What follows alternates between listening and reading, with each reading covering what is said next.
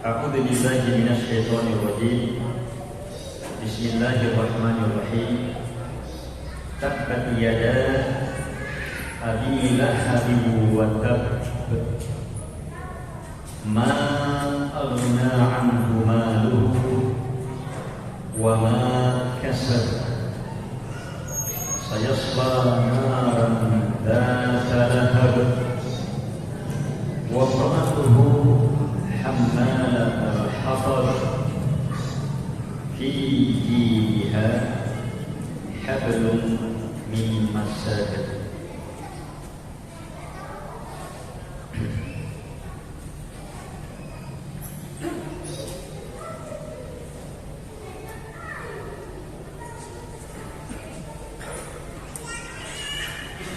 Tabbat yada, tabbat celaka, rugi, binasa. Tiada kedua tangan. Tiada abi, kedua tangan Abi Lahab. Hilang nunnya karena ada idhofah. Asalnya yadani pakai nun. Sebuah kata ketika digabungkan dengan kata yang lainnya dalam bentuk mudhaf ilaih, maka kata yang pertama itu harus dihilangkan tanwinnya. Kalau dia berbentuk dua atau jamak, maka dihilangkan nunnya seperti ini, berbentuk dua. Celaka tiada dua tangan Abi Lahab wa tabba, dan dia betul-betul celaka. Ma aghna anhu maluhu. Maluhu, hartanya. Ma aghna anhu, tidak bisa mencukupi dia dan bisa menyelamatkan dia. Wa ma, dan semua kasab yang dia usahakan, hartanya dan semua usahanya itu tidak berguna, tidak bermanfaat bagi dia. Sayasla, maka pasti akan masuk naran, ke dalam api. Dzata lahab, api yang dzata, memiliki lahab, kobaran yang menyala-nyala, yang bergejolak. Wa imra'atuhu, demikian pula istrinya akan masuk ke dalam api. Hammalatal hatab, istrinya ini Allah sifati dengan pembawa kayu bakar, pemikul beban kayu bakar. Fi jidiha, Allah sifati lagi fi jidiha, pada lehernya dia hablun, terdapat tali min masad, dari bahan tadi sejenis sabut yang sudah terbentak. Baik.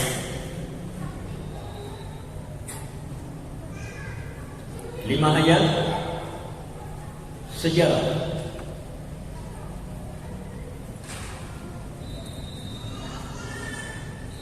Ayat ini menjelaskan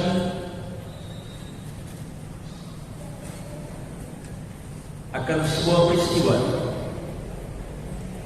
Ibnu Katsir rahimahullahu taala berkata bahwa berkata Imam Al-Bukhari, beliau ambil ilmu dari kitab Sahih Al-Bukhari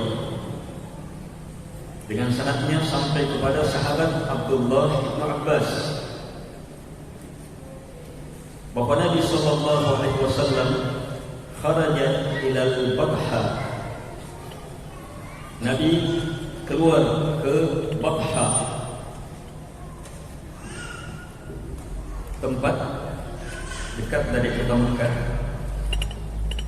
Fasa'idal jabal, kemudian Nabi mendaki gunungnya. Fanada, kemudian berteriak dengan teriakan yang sangat lantang. Ya sabaha, ya sabaha. Ini kalimat kalau orang mengumumkan bahaya. Kalau ada orang yang serukan seperti ini, maka orang kafir Quraisy pasti kumpul. Ini di awal-awal dakwah di Mekah. Nabi berdakwah kepada kaumnya, naik ke atas gunung, memanggil mereka. Mereka pun berkumpul. Orang-orang Quraisy dari beragam suku. Quraisy suku besar. Ada Bani Hashim, ada Bani ini, Bani ini, Bani ini. Quraisy suku besar berkumpul semuanya.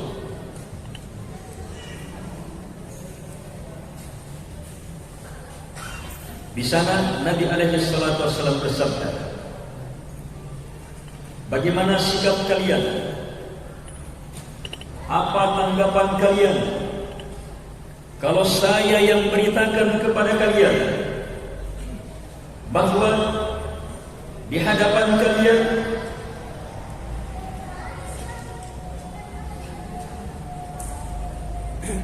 sebentar subuh atau sebentar sore ada musuh yang akan menyerang kalian?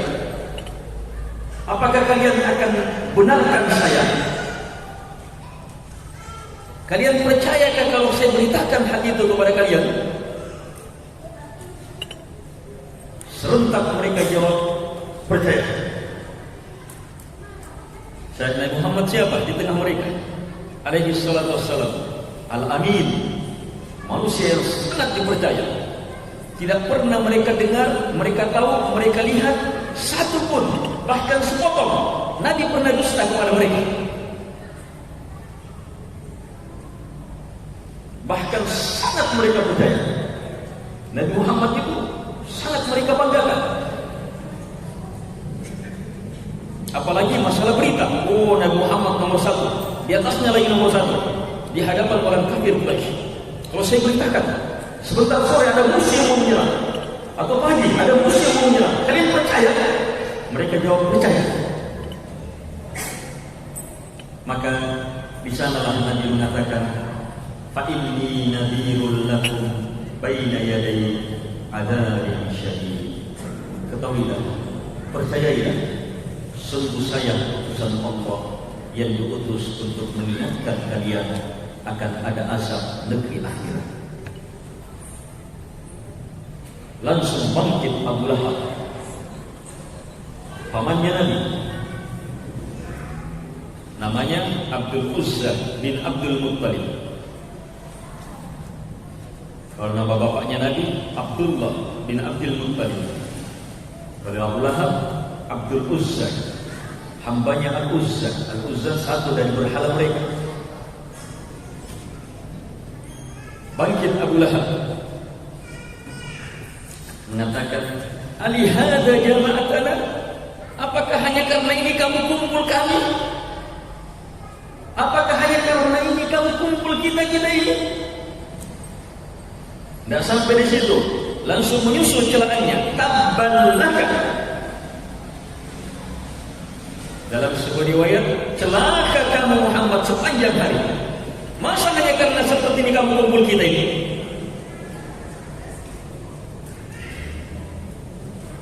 Maka turunlah ayat, tabbat yada abi lahabin wa tabb, sampai akhir ayat.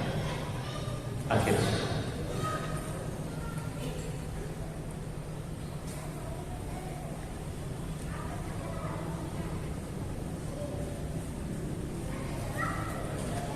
Jadi surah ini turun sehubungan dengan satu kondisi Nabi dalam dakwah.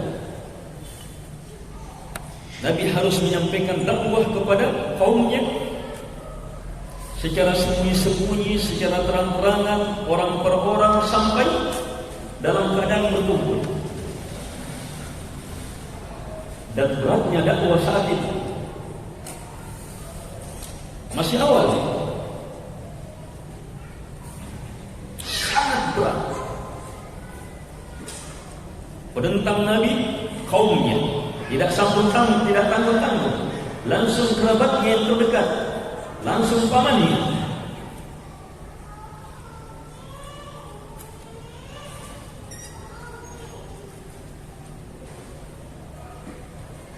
Jadi Abu Lahab yang langsung sangat menentang.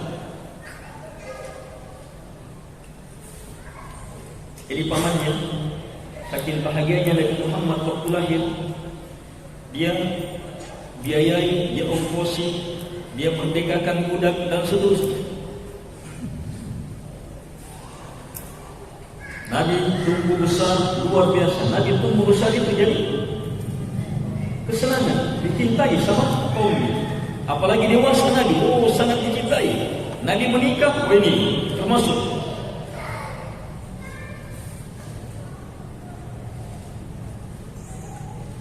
Sampai berumur 40 tahun diangkat jadi Nabi dan Rasul, berubah sikap.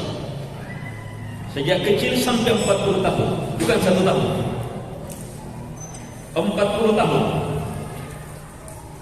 puluhan tahun bersama dengan Nabi. Mereka kenal Nabi, kehebatannya, kemuliaannya, amanahnya.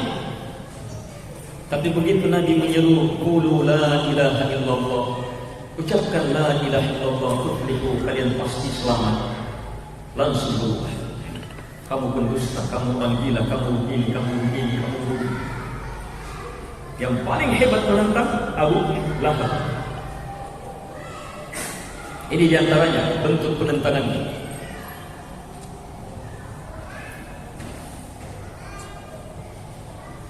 Dalam sebagian hadis dikisahkan Nabi berdakwah mendatangi tempat-tempat berkumpulnya orang kafir Quraisy, sebab Allah sudah wajibkan Nabi untuk menyampaikan, menyeru kepada mereka la ilaha illallah, meninggalkan kesyirikan, menyeru kepada mereka supaya beriman akan hari kebangkitan, menyeru kepada mereka supaya mempercayai beliau sebagai utusan Allah Subhanahu wa taala. Nabi datangi, setiap Nabi ceramah menyampaikan, di belakangnya Abu Lahab. Abu Lahab yang terus menolak. Nabi bilang begini, Abu Lahab berkomentar, pendusta ini membawa agama palsu. Terus seperti ini. Orang yang kenal, orang yang tidak kenal, lihat semua itu. Sampai ada orang yang baru datang dari negeri Arab, bertanya, siapa ini? Dan siapa yang di belakangnya?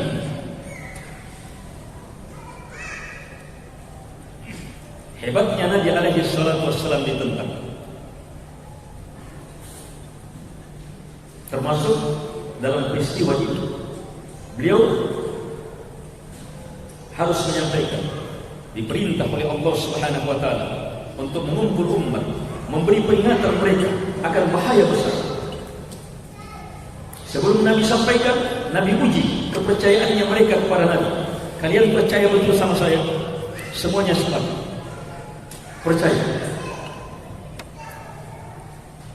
Walaupun berita apapun, berita mau datang ada musuh yang mau menyerang, itu berita besar, tidak sembarang bisa diterima itu. Tapi kalau Nabi beritakan, pasti benar. Mereka percaya kalau Nabi beritakan, dan Nabi buktikan. Tapi begitu Nabi serukan, imani hari kebangkitan, langsung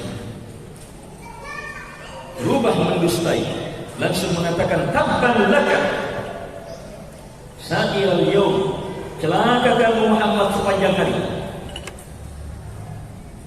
Apa hanya karena ini kamu kumpul kami? Takabur dan menolak hari kebangkitan. Turunlah firman Allah membela nabinya. Turun ayat tabbat yada abi lahabin wa tab, ma aghna anhu maluhu wa ma kasab, sayasla naran dzata lahab, wa imra'atuhu hammalatal hatab, fi jidha hablum min masad. Turun ayat ini. Tanpa emosi Abu Lahab, tidak mau sadarkan. Tadi takut. Ayat-ayat yang Nabi bacakan itu membuat takut mereka. Sebab Nabi tidak pernah mengancam kecuali pasti benar, tidak pernah memerintahkan kecuali pasti benar. Sama peristiwa sebelum hijrahnya Nabi, sebelum Nabi hijrah, Nabi sudah pernah peringatkan mereka, kamu akan mati di sini. Nabi sebut, kamu akan mati di sini. Kematian mereka di perang Badar. Belum ada perang Badar. Nabi sudah mendapat wahyu, ini akan mati. Setelah Nabi hijrah dan terusnya terjadi perang Badar, orang kafir Quraisy siapkan pasukan besar mereka untuk memerangi Nabi. Yang ditunjuk itu ketakutan keluar.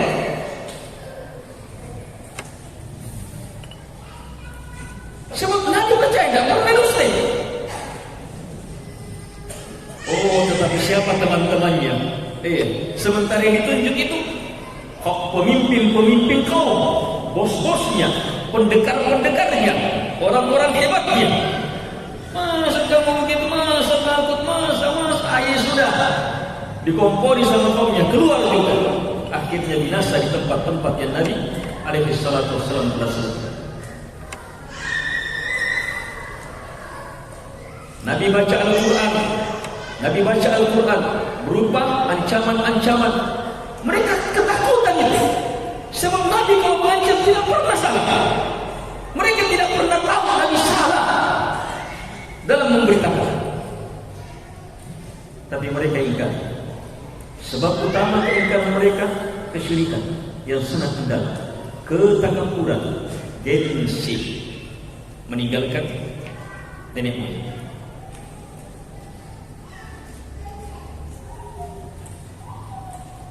Dan lihat bagaimana Allah Subhanahu wa taala membela, menguatkan Nabi. Tabbat yada abi lahabin wa tabb. Langsung Allah turunkan, dia celah Nabi, langsung dibalas. Langsung Allah balas celahannya. Dengan pembalasan yang sangat mengerikan. Tabbat yada, celaka kedua tangan Abi Lahab, wa tabbat, dan celaka Abu Lahab. Perhatikan ayat ini. Kalimat pertama, celaka kedua tangannya Abu Lahab. Kalimat kedua, celaka Abu Lahabnya. Itu ya. Ini beda ya. Celaka pertama kedua tangan, itu fa'ilnya. Tabbat, celaka. Siapa yang celaka? Yada Abi Lahab, kedua tangan Abi Lahab. Wa tabbat, dan celaka lagi. Siapa yang celaka? Dapat kitab di sini. Dia, Abu Lahab yang celaka. Apa yang dipahami di sini? Celaka dua tangan Abu Lahab, dan betul-betul dia Abu Lahab itu celaka. Celaka dua tangannya. Kalau kedua tangannya celaka, maka semuanya celaka. Semuanya celaka. Kalau kedua tangannya celaka, maka semua usaha dari tangan yang dihasilkan dari tangan celaka semuanya. Kalau kedua tangan celaka, maka semua yang dimiliki oleh tangan, yang dikuasai oleh tangan celaka semuanya. Watab, sehingga betul-betul celaka, jelas pasti celaka. Berarti Allah menjelaskan celakanya Abu Lahab double, berlipat, tetapi dengan lafaz yang berbeda, serta kandungan makna yang luas. Lihat bagaimana Allah balas orang yang mencela nabinya. Ilmu besar bahwa dia yang mengutus Rasulnya tidak akan tinggal diam dalam membela Rasulnya.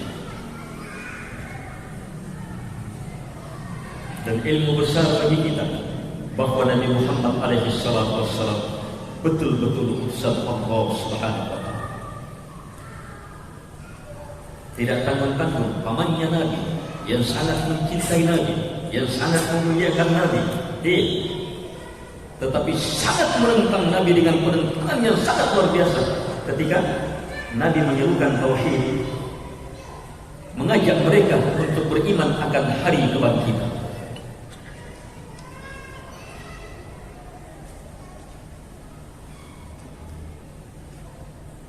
Dan sampai di situ ancaman Allah Subhanahu wa taala, "Ma aghna anhu maluhu."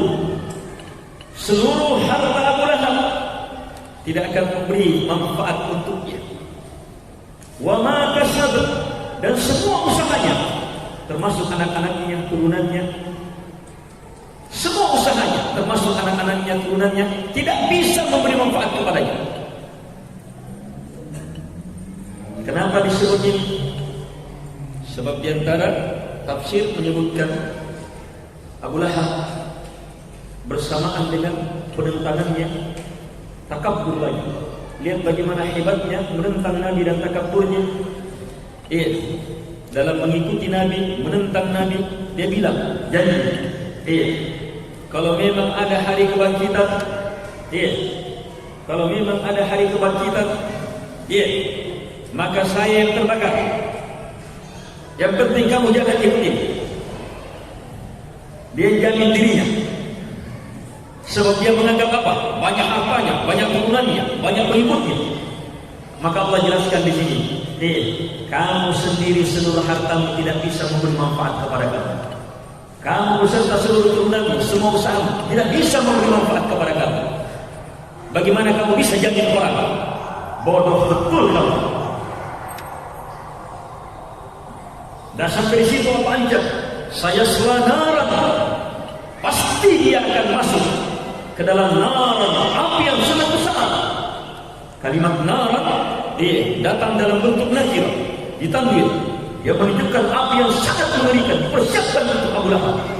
Neraka secara tersendiri tak tertandingi persiapannya, tidak bisa dibayangkan. Dan untuk Abu Lahab sangat mengerikan nerakanya. Disifati dengan Zata Lahab, zata yang memiliki lahab, gejolak, gemuruh, gejolak. Kalau api terbakar, kemudian stabil, itu stabil panasnya. Tapi kalau bergejolak terus naik ke atas, itu tidak bisa dibayangkan itu panasnya. Itu bergejolak panasnya. Api yang seperti itu untuk Abu Lahab, yang mencela Nabi, menolak Nabi. Allah turunkan untuk jadi peringatan orang-orang yang menolak Nabi, apalagi sampai mencela Nabi alaihi salatu wassalam. Tidak ada pembalasan yang disegerakan pembinasaannya lebih cepat seperti pembalasan orang yang mencela Nabi alaihi salatu wassalam. Sangat-sangat akan dihinakan. Itu sangat-sangat akan dihinakan.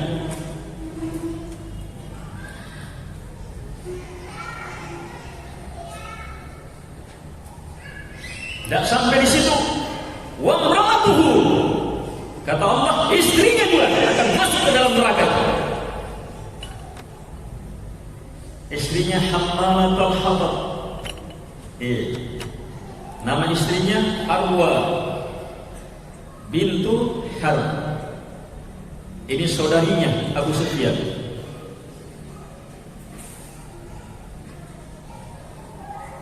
Arwa bintu Harb. Ini bos-bosnya kalangan wanita di Arab. Ini pemimpin wanita, pemimpin wanita di Arab. Dan sembarang kedudukannya, hebatnya, tetapi sangat menentang Nabi alaihi salatu wassalam. Dia mendukung suaminya dalam menentang Nabi, dan memang sangat hebat penentangannya kepada Nabi alaihi salatu wassalam. Ini wanita menentang Nabi, ini wanita sangat pemberani, berbeda korek, pemberani betul. Dia yang mensifati Nabi dengan nama Mudammam, pencela, Mudammam, orang yang tercela. Dia rubah namanya dari Muhammad. Muhammad apa? Orang yang terpuji. Dia yang sifati Nabi Mudammam. Mudammam itu celaka, Mudammam itu begini, Mudammam itu begini. Ini saking beraninya, dia langsung datangi Nabi. Dia mau pukul Nabi.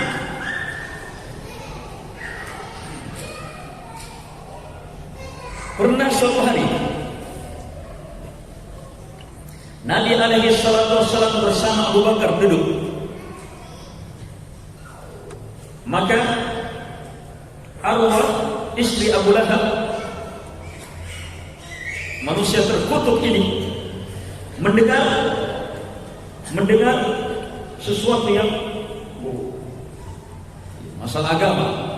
Muhammad lagi buat begini. Oh, dia datangi Nabi alaihi salatu wassalam. Mana Muhammad itu? Pencela itu, perusak agama dan seterusnya. Celaan. Dia cari Nabi alaihi salatu wassalam. Abu Bakar As-Siddiq radhiyallahu anhu itu sudah takut. Lihat hebatnya di perempuan ini. Abu Bakar sampai takut. Takut bukan terhadap dirinya, mengkhawatirkan Nabi. Ya Rasulullah, kemana ya Rasulullah? Gimana caranya? Kata Nabi, tenang. Dia tidak akan melihat saya. Sebab Nabi, dikasih jaminan. Kalau dia baca ayat, maka tidak terlihat. Nabi baca ayat Al-Quran, tidak terlihat. Datang ini, tanya, mana itu temanmu? Dia tanya Abu Bakar. Dia itu begini. Abu Bakar bilang, tidak. Teman saya itu begini dan begini. Teman saya itu tidak. Begini dan begini teman saya. Akhirnya pergi.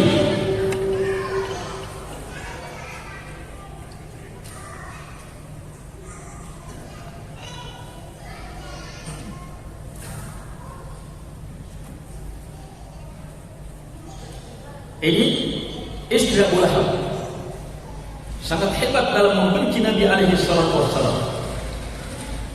Tetapi kedudukannya, kecantikannya, kekuatannya tidak ada nilainya. Hina menjadi penghuni neraka sebab bersama dengan Abu Lahab saling bantu-membantu dalam kejahatan. Pasangan suami istri paling celaka di kaum. Ini pasangan suami istri paling celaka di kaum. Langsung ada ayat khusus menjelaskan celakanya mereka.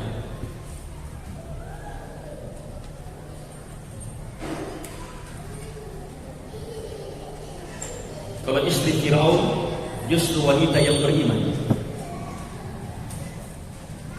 Tadi istrinya Abu Lahab bersama dengan dia, penduduk neraka yang sangat menyerangnya.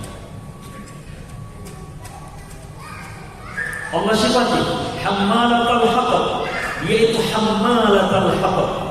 Hammalatul hatab, hammala yang memikul, hatab kayu bakar. Salah satu penafsirannya, dan ini yang dikuatkan oleh banyak ulama, di antaranya Ibnu Katsir rahimahullah taala, ini di akhirat istrinya akan membawa kayu-kayu bakar. Untuk apa? Untuk menambah bahan bakar yang membakar suaminya. Jadi dia juga akan masuk ke dalam neraka. Ditambah lagi dia akan memikul kayu-kayu bakar. Untuk apa? Membakar suaminya.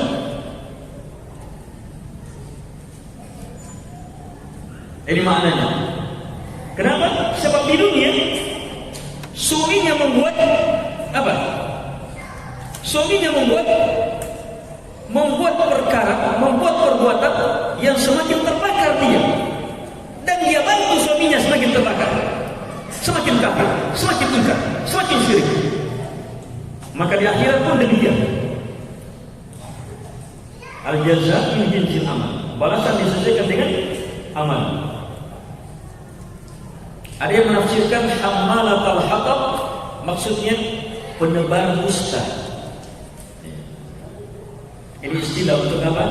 Orang yang suka ghibah, menyebar dusta, mengompori, provokasi,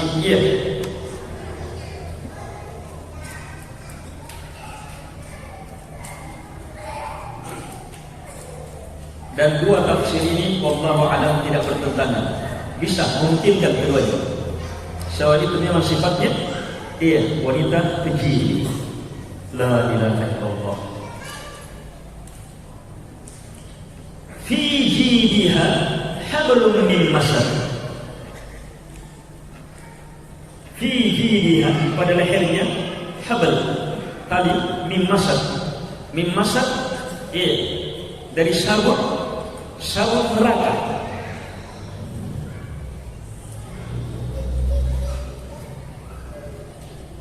Jadi dia dalam neraka, tidak bisa. Dia bakar suaminya, dia sendiri terbelenggu dengan belenggu neraka.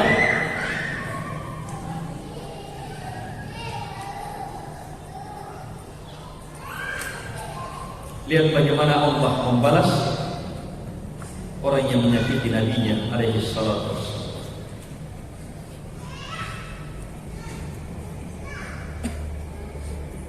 Sebaliknya siapa yang memuliakan Nabi alaihi salatu wassalam, memuji Nabi alaihi salatu wassalam, sering berselawat kepada Nabi alaihi salatu wassalam, kebaikan, keberkahan, kemuliaan betul-betul kepadanya. Satu kali berselawat kepada Nabi, apa yang kita dapat? Sangat banyak. Di antaranya Allah dan para malaikatnya mensalawati kita 10 kali. Pokoknya kalau berhubungan dengan Nabi berkah. Cinta yang berberkah mencintai Nabi, pengikutan yang berberkah mengikuti Nabi, pemuliaan yang berberkah memuliakan Nabi alaihi salatu wassalam, salawat mendoakan Nabi supaya dipuji dimuliakan oleh Allah. Itu yang berberkah. Sebaliknya merendahkan Nabi bahaya, langsung itu celaka.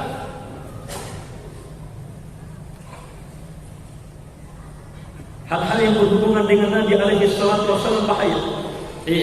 Banyak-banyak langsung dinampakkan. Dan waspadai kalau tidak Allah nampakkan. Biasanya tidak dinampakkan, maka apa? Saat dinampakkannya, maka dinampakkan dalam keadaan sudah sangat parah. Ada banyak peristiwa di zaman Nabi alaihi salatu wassalam. Ada orang ditegur oleh Nabi alaihi salatu wassalam. Kata Nabi, kul biyaminik, makan dengan tangan kananmu. Ini adab. Adab makan. Makan pakai tangan kanan. Tapi orang ini bilang, la astati, tidak boleh. Bukan karena dia tidak bisa, tapi menyepelekan, tidak bisa. Bukan karena tidak bisa, karena menganggap petunjuk Nabi makan tangan kanan itu tidak perlu terlalu besarkan. Akhirnya apa? Langsung saat itu Nabi bilang, kamu tidak akan bisa mengangkat tanganmu. Tidak bisa diangkat tangannya.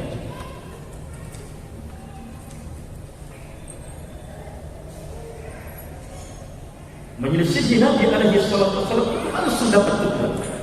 Kalau langsung dapat teguran, itu justru bagus. Cepat sadar. Yang bahaya menyelisihi dan dibiarkan. Menyelisihi Nabi dan dibiarkan sampai akhirnya betul-betul yakin benar di atas penyelisihannya. Ini namanya bid'ah. Kalau sudah sampai tahap seperti ini, maka yang berlaku apa? Coba lihat yang berlaku. Ada hadis Nabi. Kita pernah dengar hadis ini. Innallaha la yaqbalu taubata sahibi bid'ah. Allah tidak akan pernah menerima, Allah tidak akan menerima taubatnya pelaku bid'ah. Orang yang menyelisihi Nabi dan diterima taubatnya. Para ulama jelaskan maksudnya tidak diberi taufik untuk bertaubat. Kenapa? Bagaimana dia bisa bertaubat sementara yang dia lakukan dia yakini kebenaran? Bertaubat itu harus muncul dari ini salah. Dia punya ilmu ini salah. Itu pun belum tentu bertaubat. Berapa banyak dosa kita tahu itu salah, tapi tetap dilakukan. Taubat mengharuskan apa? Punya ilmu, ini salah. Apalagi penyesalan. Kemudian dia tinggalkan. Selanjutnya bertekad untuk tidak melakukannya, beristighfar dan seterusnya. Itu taubat. Kalau pelaku bid'ah, bagaimana bisa bertaubat? Sebab dia yakin diri kebenaran. Ini bahaya kalau dibiarkan, bahaya. Saat-saat datangnya kematian, saat-saat mengerikan. Menyelisihi Nabi saat-saat datangnya kematian, itu saat-saat mengerikan. Sebaliknya, mencintai mengikuti Nabi alaihi salatu wassalam saat-saat datangnya kematian adalah saat-saat kemuliaan.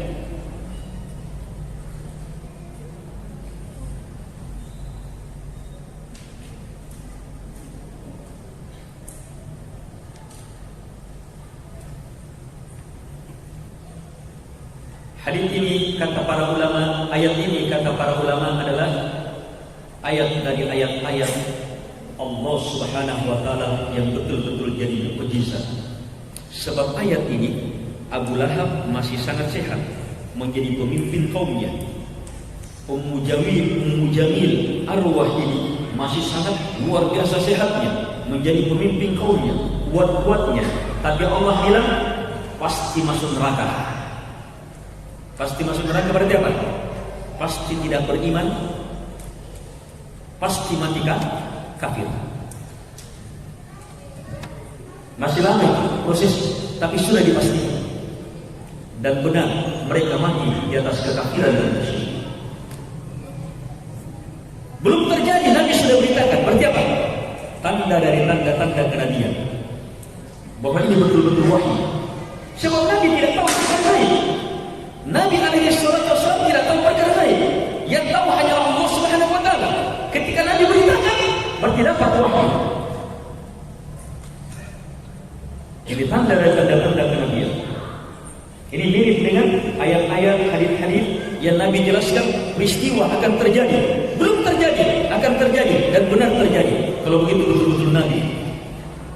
Akan terjadi begini dan begini, dan terjadi sebagaimana yang Nabi beritakan. Kalau begitu betul-betul Nabi. Itu ilmu dari ilmu-ilmu memahami Quran dan Sunnah untuk semakin yakin bahwa Nabi Muhammad SAW adalah Nabi dan Rasul Allah Subhanahu wa ta'ala. Kaum muslimin dan muslimat yang dimuliakan oleh Allah Subhanahu wa ta'ala, kisah singkat menjelaskan sejarah perjuangan Nabi SAW. Bagaimana beliau ditentang sampai kerabat paling dekat, tantenya, pamannya, dengan penentangan yang sangat, bukan sekedar penentangan ucapan, tindakan, boikot dan seterusnya. Menjelaskan kepada kita bagaimana Allah Subhanahu wa taala membela nabinya, menguatkan nabinya, mengokohkan nabinya, dan memberi ilmu kepada kita bahwa kesyirikan akhirnya adalah kehinaan. Kesyirikan akhirnya adalah siksaan. Kesyirikan akhirnya adalah kehinaan, siksaan. Dan memahamkan pula kepada kita ilmu dalam suami istri. Hati-hati suami istri. Istri bisa ikut suami dalam siksaan kalau bersama membantu suami dalam kesesatan. Tapi sebaliknya, kalau suami dalam kebaikan dan istri membantunya, maka dia ikutkan dalam kebaikan. Menjadi ilmu pula kepada kita bahwa harta kita, usaha kita, kedudukan kita, anak-anak kita, kelompok kita, orang-orang yang bersama kita bisa menolong kita di dunia dan seterusnya, itu tidak akan bermanfaat di akhirat, tidak akan bermanfaat di hadapan Allah Subhanahu wa taala. Dan juga memberi ilmu kepada kita hidayah betul-betul di tangan Allah Subhanahu wa taala.